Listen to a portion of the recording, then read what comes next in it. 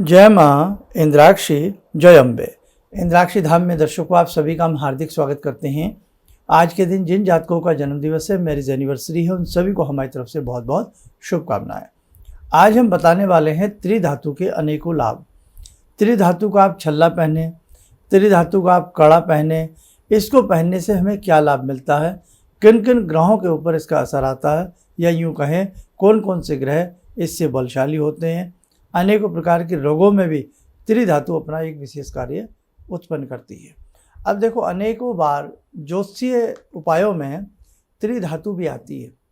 आयुर्वेद में भी त्रिधातु का बहुत बड़ा वर्णन है, और हमारे शरीर में जो सप्त धातुएं हैं उनमें भी त्रिधातु एक अपना विशेष कार्य करती है।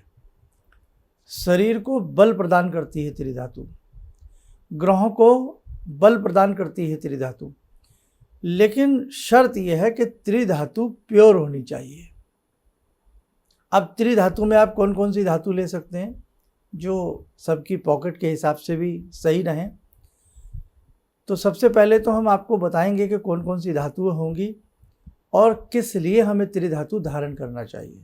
इसका महत्व समझें आप। पहले हमने बताया कि शरीर के अंदर आपके बोन्स कमज़ोर हैं, या आपको घबराहट बहुत रहती है, बेचैनी रहती है, रात्रि में डरते हैं, किसी साए का और किसी ऊपरी चीज़ का या किसी के किए कराए का भी तुम्हें असर सा महसूस होता है।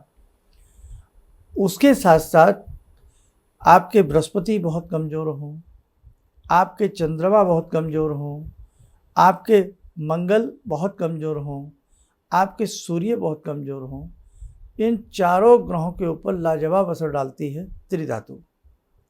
हालांकि शुक्र भी इसमें शामिल हो सकता है यदि इसमें गोल्ड लगाएं तो, लेकिन मैं आपको गोल्ड की राय नहीं दूंगा, अभी बताऊंगा इसके बारे में भी। तो अनेकों प्रकार से आपके ग्रहों को व्यवस्थित करती है, ग्रहों को संतुलित करती है त्रिधातु, और शरीर में भी त्रिधातु एक अनुपात को बैलेंस करके आपको लाभ पहुंचाती है। जो बहुत जल्द डरते हों, कोई चीज़ को फेस ना कर पाते हों, बहुत बच्चे ऐसे होते हैं, घबराहट ज़्यादा रहती है, किसी भी चीज़ को फेस नहीं कर पाते, वहाँ पर भी त्रिधातु अपना कमाल का असर छोड़ती है।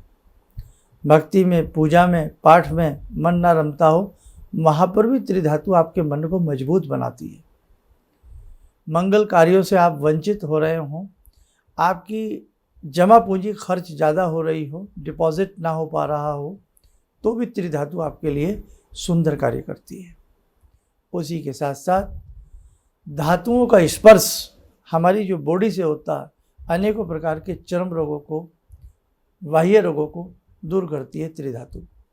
किसी भी प्रकार की बुरी नज़र को दूर करती है त्रिधातु। अब देखो बेटे, अब त्रिधातु में कौन कौन सी तीन धातुएं हैं जो हमें धारण करनी चाहिए।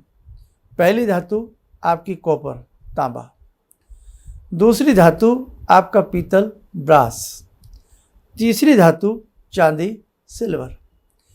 तीन धातुएं ये बहुत मुख्यतः कारगर साबित होती हैं। अब जहां हमने इसमें पीतल लिया है, ब्रास लिया है, उस पीतल की जगह हम गोल्ड भी ले सकते हैं, लेकिन गोल्ड बहुत महंगा है, मैं आपको उसकी राय नहीं दूंगा, ये आप रहने दें। अब इसमें तांबा लें, प्योर तांबा होना चाहिए, ये आपकी जिम्मेदारी है। प्योर पीतल होनी चाहिए, प्योर ही उसमें चांदी होनी चाहिए। मिलावट तो उसमें हल्की बहुत करनी पड़ती है, चांदी नहीं तो बहुत सॉफ्ट हो जाती है, लेकिन कितने परसेंट? 5 या 7%। बाकी 92-94% चांदी होनी चाहिए। तांबा प्योर हो सकता है अपनी जगह, उसकी कोई दिक्कत नहीं है। पीतल अपनी जगह प्योर हो सकता है। तीनों धातुओं से आप क्या करें? कड़ा बनवाएं, हाथ में पहनने वाला, सीधे हाथ में पहनने वाला। अब इसमें एक बात ध्यान रखें, तीनों धातुओं को मिश्रित ना करवाएं, तीनों धातुओं को मिश्रित नहीं करना। अब जैसे उसके तार बन जाते हैं, तांबे का तार अलग, पीतल का अलग, चांदी का अलग, थोड़े मोटे बन जाएंगे, फिर उनको ऐंठा दे करके, ऐंठ करके वो कड़ा बनाया जाए। एक तरीका ये सबसे अच्छा है। एक ये है कि तीनों धातुओं को वो मेल्ट कर लेते हैं, एक जगह डाल लेते हैं, जब हम हाथ में पहनेंगे या उसका छल्ला पहनेंगे पता नहीं लगता कौन सी धातु है कौन सी नहीं। तीनों तार इसके अलग अलग दिखने चाहिए जब हम कड़ा पहने या वो छल्ला पहने। छल्ला कौन सी उंगली पहनना है? छल्ला पहनना है रिंग फिंगर में। अगर खाली छल्ला पहनना चाहते हो, उसकी एक अंगूठी सी रिंग फिंगर किस दिन पहनना है ये भी सुन लेना आप। तो पहले बात चल रही है धातु को पहनने वाली।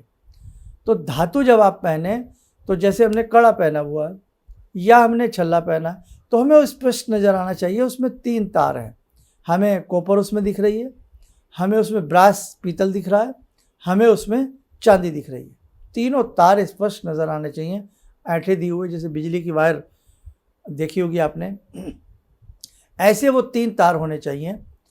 रविवार के दिन या सोमवार के दिन ये त्रिधातु हमें पहन लेना चाहिए।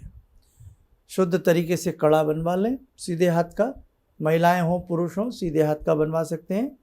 और सीधे ही हाथ में हमें रिंग फिंगर के में हमें छल्ला पहनना है, या तो कड़ा पहने या छल्ला पहने। बहुत लोग इसकी बड़ी तरीके से इसकी गले की चैन भी बनवा लेते हैं, और उस पर यदि अच्छी पॉलिश हो जाए तो बहुत सुंदर भी लगती है, मज़ा आता है। या उस पर बहुत लोग लॉकेट सा बनवा लेते हैं, ट्रायंगल नुमा लॉकेट बनवा लेते हैं, बहुत सुंदर लगता है, बहुत अच्छा लगता है।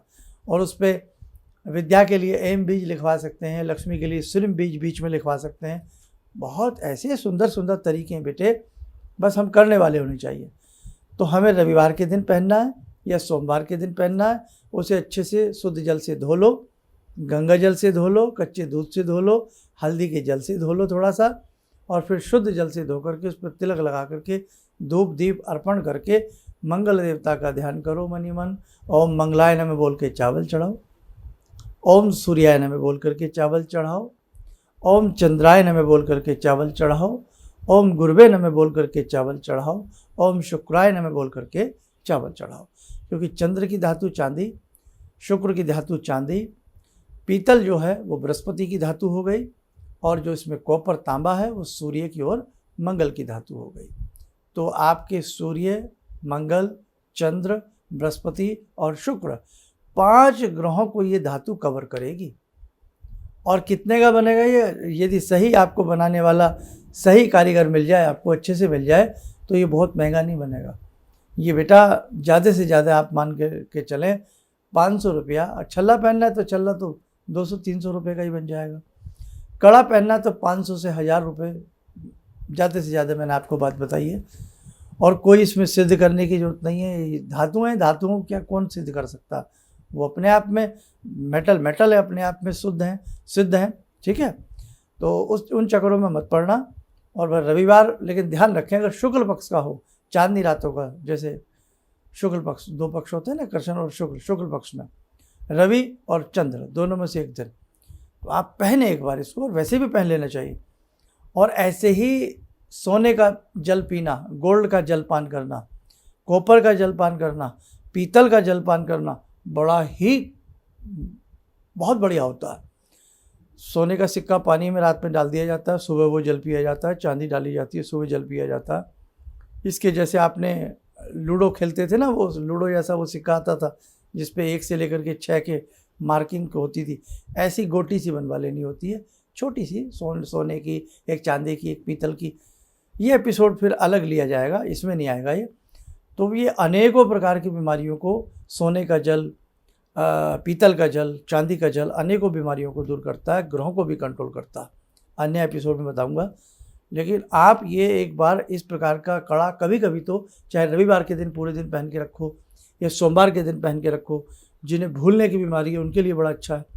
जो जरा सी बात पे विचलित हो जाते हैं, डर जाते हैं, उनके लिए बड़ा अच्छा है। अधिक क्रोध आता है उनके लिए बहुत अच्छा है। चिड़चिड़े रहते हैं उनके लिए भी बहुत अच्छा है। बाकी इससे पहले जो मैंने बातें बताई हैं कि वहाँ उन चीज़ों में भी ये कड़ा या छल्ला आपके काम आएगा। दोनों में से पहनना एक ही चीज़ है, दोनों नहीं पहनना, ठीक है बच्चों। तो आप एक बार अपने जीवन में कहते हैं ना, कुछ अच्छी बातें, कुछ अच्छी चीज़ें जीवन में कर लेनी चाहिए। अब ये ध्यान रखें, अगर आपके तीनों आइटम प्योर होंगे, हमेशा वो चमकते रहेंगे, सुंदर बने रहेंगे। बीच बीच में उनको अच्छे से ऐसे रविश करके थोड़ा सा उनको साफ़ कर लिया करें। चांदी प्योर लेना, पीतल प्योर लेना, ये आपके कारीगर पर डिपेंड करता है कितनी ईमानदारी के साथ वो आपकी चीज़ों को बना करके देता है। देखो बहुत सारी ऐसी बातें हैं जो आपके हित की हैं, आपके लिए अच्छाई की हैं, आपके छोटे छोटे से वो काम करके आपको बहुत काम आ सकती हैं ये बातें। इसीलिए आप हमारे दोनों चैनल, हमारे नाम से और इंद्राक्षी धाम से, और ऐसे ही हमारा फेसबुक पेज, ऐसे ही हमारा इंस्टाग्राम, और ऐसे ही ये हमारा व्हाट्सअप चैनल, इन सबसे बेटे आप जुड़े रहिएगा। और सोचता तो बहुत हूँ कि आपको बहुत कुछ बता सकूँ, अलग अलग आपको चीज़ें दे सकूँ, लेकिन समय की थोड़ी सी बेटे कमी पड़ जाती है। इसलिए जितना हो सकता है उसी को आप प्रेम से स्वीकार किया करें। चलिए, आप सब लोग स्वस्थ रहें, सुखी रहें। इन्हीं शुभकामनाओं के साथ हम अपनी वाणी को विराम देते हैं। जय जय अम्बे।